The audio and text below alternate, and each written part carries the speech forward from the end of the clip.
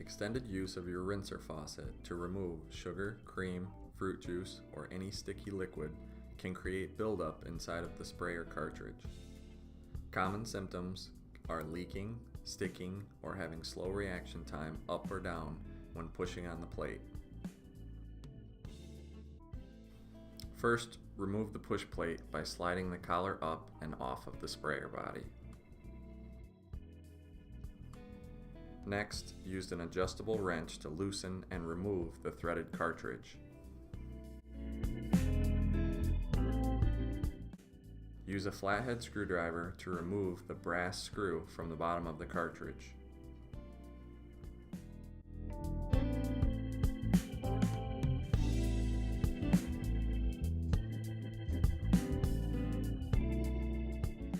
Clean the sprayer head, plunger body, and brass screw with soap and warm water.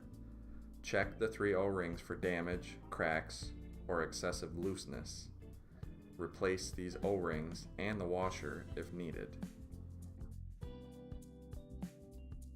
Lubricate the outside of all 3 of these parts with food-grade lubricant.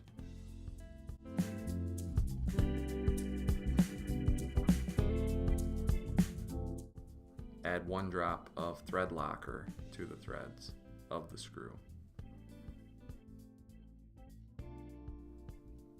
Reassemble the parts and install the cartridge back into the main body.